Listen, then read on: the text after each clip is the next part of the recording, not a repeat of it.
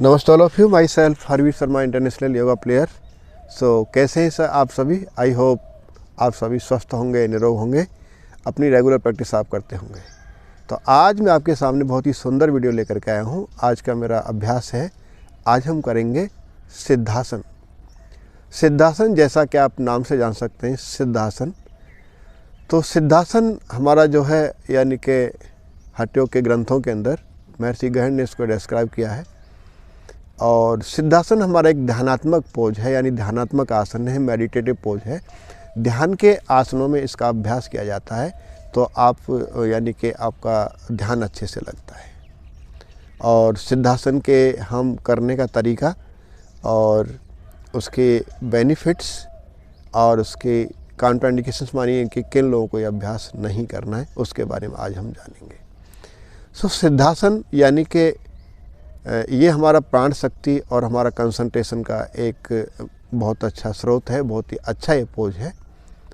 और दूसरा, सिद्धासन के अंदर बोला गया है कि इसमें जो जितेंद्रिय योगी का मतलब है कि जिन्होंने अपनी इंद्रियों को बस में कर लिया है, जिन्होंने अपनी इंद्रियों पर काबू पा लिया है।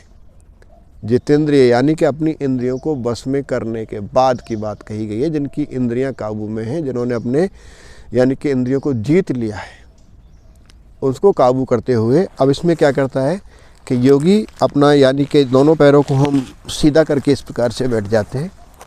और यहाँ से आपके जो दाहिनी वाली जो एड़ी है, उसको आपके जो एनस फील्ड है यानी गोदाद्वार जहाँ पर है, और उसके बीच में यानी कि हमारा जो गोदाद्वार और हमारा जो जननेंद्रियाँ हैं, जहाँ हमारी यानी रिप्रोडक्शन सिस्टम है, जहाँ पर हमारी जननेंद्रियाँ हैं, उसके बीच में यानी इसको लगाया जाता है एड़ी को। और इसके वजह से जो हमारा जो मूलाधार चक्र है, जो रूट चक्र जिसको हम बोलते हैं, यानी कि उसके ऊपर एक प्रेशर आता है और दूसरी एड़ी को यानी क्रॉस लेग करते हुए उसके ऊपर लाके रखा जाता है। तो ये हमारा है सिद्धासन। तो सबसे पहले हम करेंगे इसका अभ्यास। तो सिद्धासन यानी कि ये एक ध्यानात्मक आसन है, इसी में बैठ के आपको अभ्यास करना होता है और ये है सिद्धासन। तो सिद्धासन सबसे पहले किन अभ्यास सारथियों को ये अभ्यास नहीं करना है, यानी कि जिन लोगों को साइटिका की प्रॉब्लम है, या जिन लोगों का यानी कि हाइड्रोसिल की समस्या है, जिन लोगों को अंडकोश बढ़ा हुआ है, या थैली में पानी आ जाता है, या बहुत ज़्यादा नी पेन है, या कमर से रिलेटेड कोई बहुत ज़्यादा समस्या है, बैठने में दिक्कत है, या एब्डोमिनल कोई सर्जरी हुई है, तो वो इस अभ्यास को ना करें, अन्यथा सभी कर सकते हैं। अब हम इसके बेनिफिट्स के बारे में बात करते हैं। तो there are lot of benefits of this posture, जैसा कि मन की चंचलता, स्टूडेंट्स के लिए, मेडिटेशन के लिए, कंसंट्रेशन के लिए, और प्राण शक्ति को ऊर्ध्वाधर करने के लिए ये हमारा यानी कि आसन है।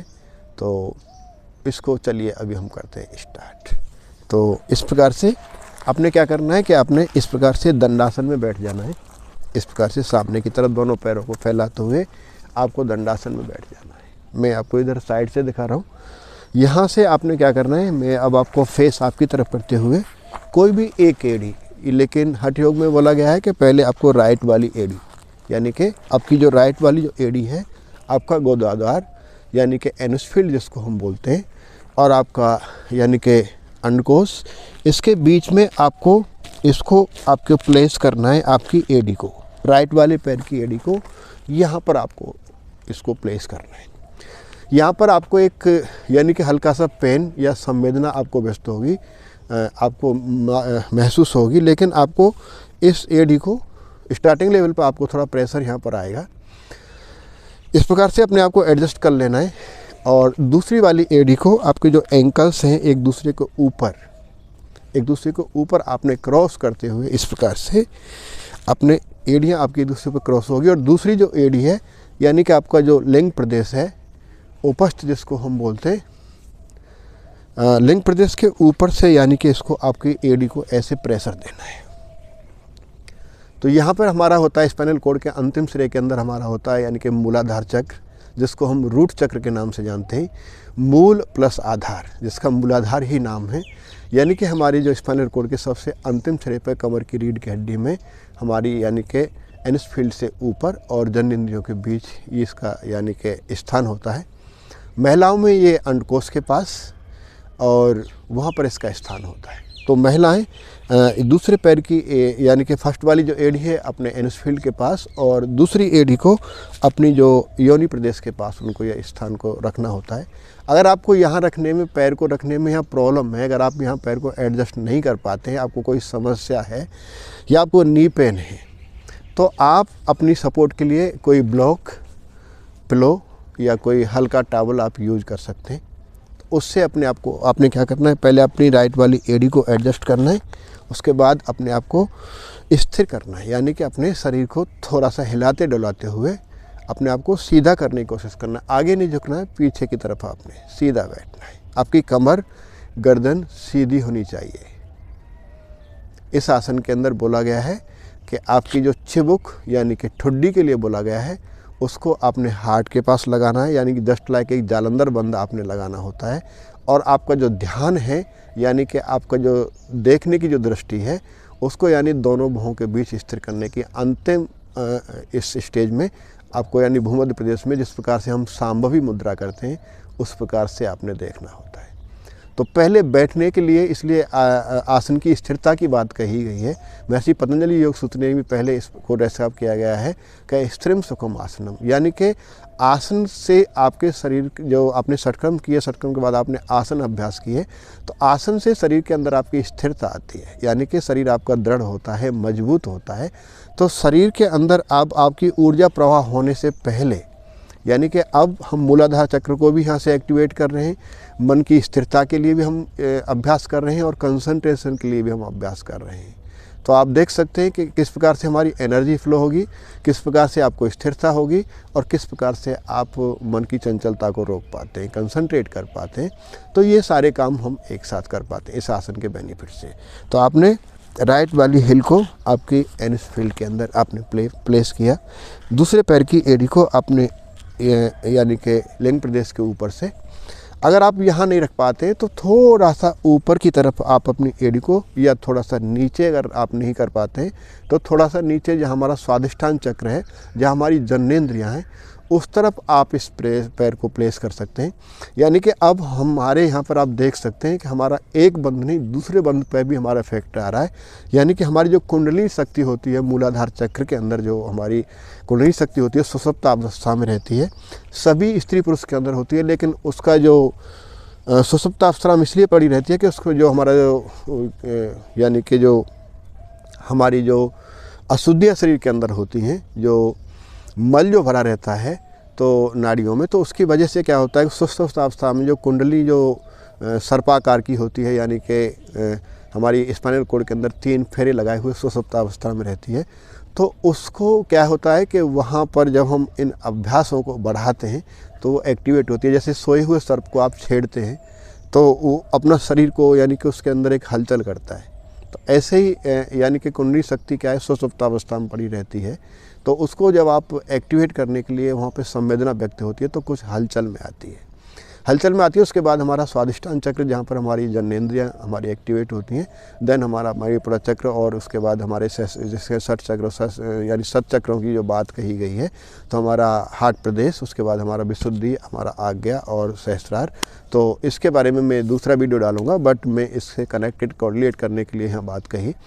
तो इस प्रकार से आपने अपने पैर को आपने यहाँ प्लेस करना है, उसके बाद आपने दूसरे पैर की एड़ी को प्लेस करना है, और आपके जो पैर के जो बाएं पैर के जो तलवे की जो उंगलियां हैं, इस प्रकार से जो उंगलियां हैं उनको जांघा के अंदर, और ये जो एड़ियां हैं दोनों आपकी एक दूसरे के ऊपर क्रॉस लेग, यानी कि बिल्कुल पैरेलल, घुटने आपके बराबर आनी चाहिए।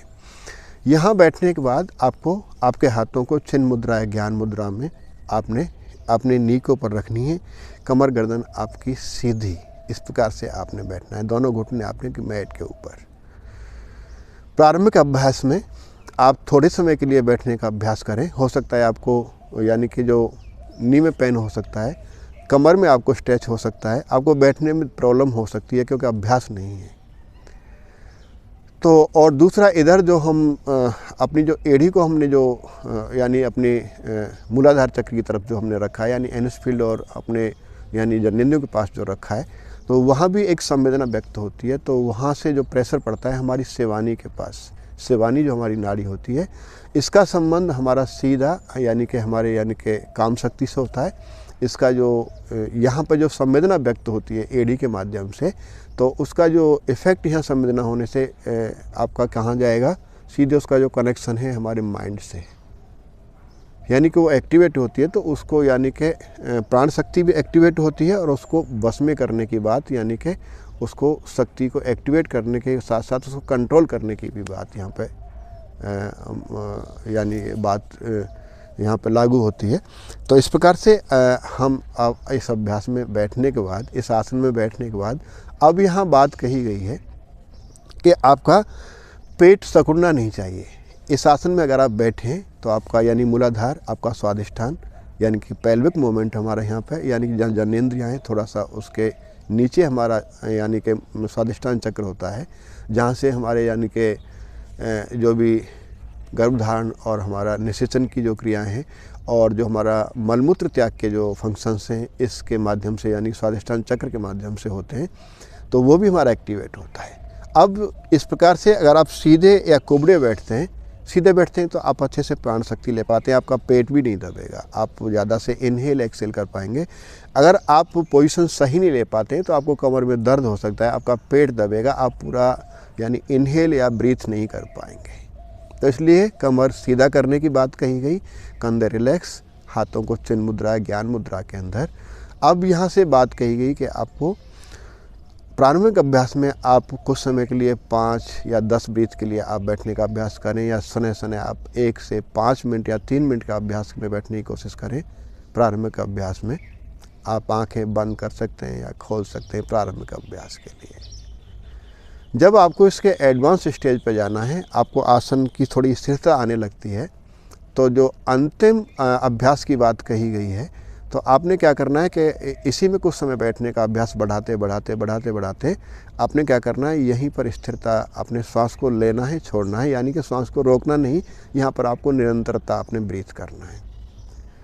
जब आप स्थिर हो जाते हैं, आसन में आपका समय बढ़ने लगता है, यानी कि इस आसन को 5 से 15 मिनट तक भी आप कर सकते हैं।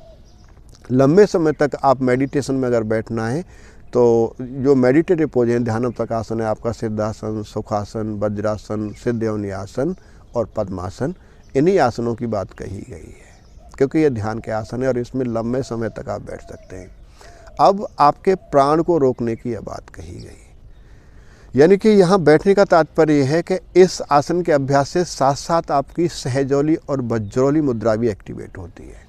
सहजोली वज्रोली मुद्रा के ऊपर भी आपका इफेक्ट आता है, और जिस प्रकार से आप बैठे हैं इसी के साथ साथ आपकी अश्वनी मुद्रा और आपकी यानी कि जो सहजोली और वज्रोली मुद्राएं वो भी आपकी एक्टिवेट होती हैं।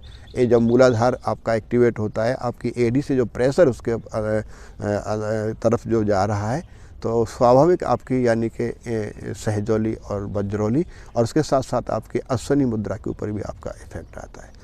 अश्वनी मुद्रा के अंदर हम अपने यानी कि एनिस फील्ड को, अपने गोदाद्वार को यानी आकुंचन और संकुचन का अभ्यास करते हैं। तो इस प्रकार से आप देख सकते हैं कि आसन कितना बेनिफिशियरी है, कितना अच्छा ये आसन है, और जैसा इसका नाम है ऐसा इसका काम है। सिद्ध योनि आसन यानी कि सिद्धि देने वाला आसन है, और इस आसन की सिद्धि से आप स्थिरता, प्राण शक्ति, प्राण की ऊर्जा, आप कंसंट्रेशन, मेडिटेशन बहुत लंबे समय तक, और विद्यार्थियों के लिए तो बहुत ही बेनिफिशियरी आसन है। कोई भी अभ्यासार्थी और हर पुरुष, हर स्त्री आज शांति की और एकाग्रता की ओर अग्रसर होना चाहता है, तो सभी इस अभ्यास को करने का आप जो अगर आप कोई कुछ प्रॉब्लम नहीं है जो मैंने ऊपर बताए थे, इससे पहले जो डिस्क्राइब किए थे, साइटिका या नी पेन या इस प्रकार का आपको अंकोश या बढ़ा हुआ नहीं है, या हाइड्रोसिल की समस्या नहीं है, या थैली में पानी नहीं भरा है, तो आप इन अभ्यासों को कर सकते हैं।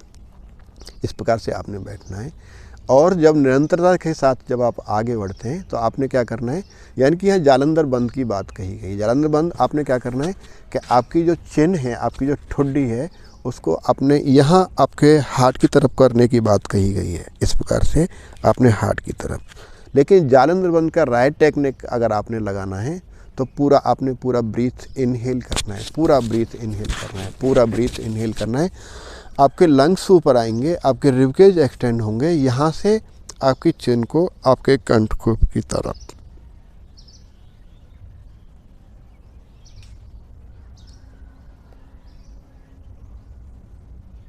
और दृष्टि आपकी दोनों भुवों के बीच। हालांकि ये अभ्यास आप थोड़े समय के लिए ही कर पाएंगे, लेकिन जब निरंतर आप इसका अभ्यास आएंगे, जब प्राण शक्ति को आप रोक पाएंगे, तो आपके प्राण की शक्ति की कैपेसिटी बढ़ेगी, आपकी ऊर्जा का स्पंदन होगा, आपका ऊर्जा एक्टिवेट होगी। तो इस प्रकार से इस आसन से जैसे ही आप प्राण रुकता है तो आपका मन भी आपका कंसंट्रेट होता है। चले वाते चले चित्तम निश्चले निश्चलम भवेत। तो जैसा कि हठ योग में सूत्र भी कहा गया है, जब प्राण चलता है तो मन चलता है, और जब मन रुक जाता है, जब प्राण रुक जाता है तो मन की स्थिरता हो जाती है। आप श्वास अगर आपका कंसंट्रेट हो जाता है, प्राण के ऊपर जब आपका कंट्रोल आ जाता है, तो आप स्थिरता का अनुभव करते हैं। तो इस प्रकार से ये अभ्यास, तो इसके अभ्यास से आप अपने आप को यानी कि बेनिफिट ले सकते हैं। और इसी अभ्यास में जब भी आपने भजन करना है, कंसंट्रेशन करना है, चक्राज हीलिंग करना है, तो आप इन अभ्यासों के साथ यानी मेडिटेटिव पोज के साथ, ध्यानात्मक आसन के साथ आप बैठें। और यही स्थिरतम सुखम आसनम यानी कि स्थिरता की बात कही गई है। आसन में हिलने डुलने की बात महर्षि पतंजलि ने नहीं कही गई है। स्थिरता, स्टेबिलिटी विद हैप्पीनेस, यानी कि आपको स्थिरता के साथ और खुशी भाव के साथ आपने आसन करने होते हैं। तो इसलिए इस आसन को सिद्ध आसन कहा गया है। तो इस प्रकार से आप इस अभ्यास को करें तो आप बेनिफिट ले पाएंगे, आप साधना की ओर अग्रसर हो पाएंगे। तो इसके बहुत ही अच्छे बेनिफिट्स आपको हैं। और इसी के साथ साथ जिन यानी स्टूडेंट्स को, जिन जेंट्स को यानी कि जो नाइट स्टार की समस्या है, नाइट फॉल की समस्या है, स्वप्न दोष जिसको हम बोलते हैं, वो भी इससे यानी कि बेनिफिट होता है। क्योंकि नीचे से हमारा मूलाधार चक्र, ऊपर से हमारे सेवानी प्रदेश के अंदर जो प्रेशर आ रहा है, तो उससे क्या है कि हमारा जो ये इस प्रकार की जो हमारी जो जननेंद्रियों के अंदर जो प्रॉब्लम्स हैं वो इससे सही होती हैं। और साथ साथ हमारा रूट चक्र और स्वादिष्टान चक्र एक्टिवेट होता है, साथ साथ हमारा प्राण यानी अनाहता चक्र, और इस प्रकार से आप देख सकते हैं साथ साथ हमारा आज्ञा चक्र, ये सब हमारा एक्टिवेट होता है। तो इसके बेनिफिट्स इस प्रकार से हैं। इसके रिगार्डिंग आपका कोई सवाल या सुझाव है तो आप मुझे कमेंट कर सकते हैं, मैसेज कर सकते हैं। इसी प्रकार के वीडियो के लिए जुड़े रहिए मेरे साथ। और आपको ये वीडियो कैसा लगा इसके बारे में आप लाइक, कमेंट और शेयर अवश्य करें। और इस वीडियो को उन लोगों तक पहुंचाएं जिन लोगों को इसकी आवश्यकता है, और इसका अभ्यास करने की कोशिश करें। तो नेक्स्ट वीडियो के लिए जुड़े रहिए मेरे साथ। तब तक के लिए नमस्ते।